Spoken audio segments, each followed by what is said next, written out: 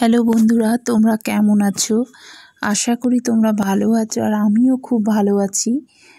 অনেক দিন পর একটা নতুন রেসিপি নিয়ে এসেছি। ঠিকমতো ভিডিও আপলোড করা হচ্ছিল না, একটু লেট হয়ে গেছে, পুজো আচড়ার জন্য হচ্ছিল না। আমার এই রেসিপিটা ছিল পুঁই শাক হয়েছিল, ঘরেই পুঁই শাক হয়েছে গাছে। সমস্ত সবজি দিয়ে আমি পুঁই শাকের তরকারি করেছিলাম।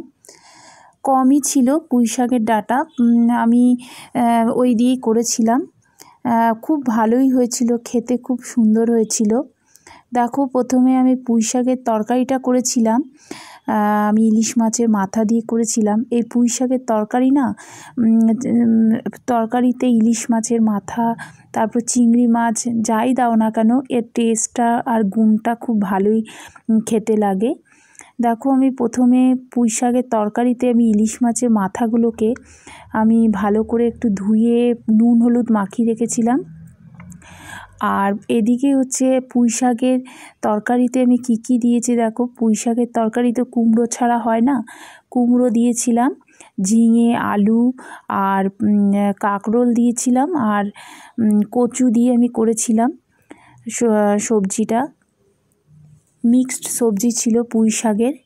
দেখো, প্রথমে আমি একটা কড়াইতে ওই ইলিশ মাছের মাথাগুলো ভেজে নেব।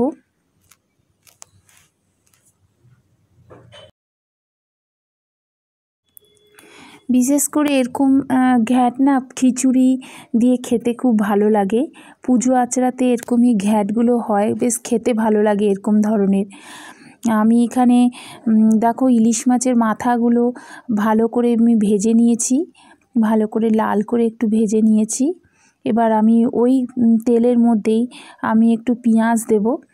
যেহেতু অনুষ্ঠান বাড়িতে নিরামিষ করে তো ওখানে পেঁয়াজ টিয়াজ দেয় না।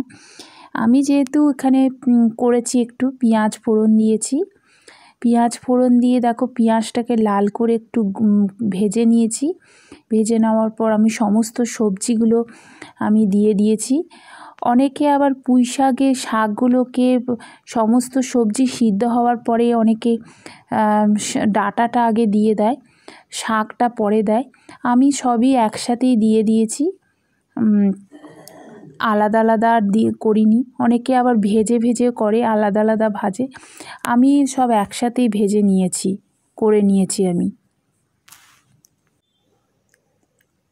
দেখো, ভালো করে একটু নাড়াচাড়া করব আমি, করে একটু আমি নুন হলুদ দিয়ে দেবো, দিয়ে আমি ঢেকে দেব, যাতে একটু ভালো করে সিদ্ধ হয়ে যায়। সমস্ত আলু, কুমড়ো, যত সবজি আছে ভালো করে একটু সিদ্ধ হয়ে যায়।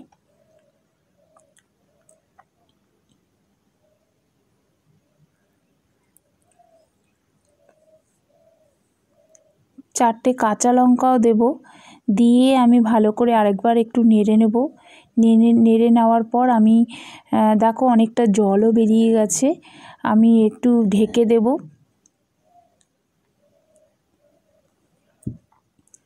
আমার এই রেসিপিটা যদি আপনাদের কাছে ভালো লাগে, আপনারা কমেন্ট করে জানাবেন কেমন হয়েছে রেসিপিটা। আপনারাও একবার ট্রাই করে দেখতে পারেন, ভালো লাগবে। দেখো, ঢাকনাটা খোলাতে কতটা জল বেরিয়ে গেছে। কিছুক্ষণ পর আমি আগে চিংড়ি মাছ করেছিলাম, চিংড়ি মাছ আর তিনটের মতো চিংড়ি মাছ ছিল, আর ইলিশ মাছ ছিল। ওর মধ্যে আমি পোস্ত আর সর্ষে দিয়েছিলাম। ওই একটু মশলা আমি রেখে দিয়েছিলাম এই পুঁই শাকের তরকারিতে দেব, তাই আমি দিয়েছি। দেখো, পুঁই শাকের তরকারিতে ওই পোস্ত আর সর্ষে আর একটু জিরে গুঁড়ো দিয়ে করেছি। এবার অনেকটাই আমার হয়ে গেছে মশলাটা দেওয়ার পর। দেখো, এবার ইলিশ মাছের মাথাগুলো দিয়ে দেব।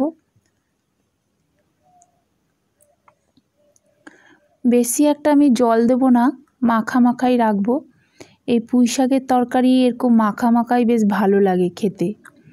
আমার এই পুঁই শাকের তরকারি হয়ে গেছে। ভালো লাগলে পাশে থাকবেন। ধন্যবাদ।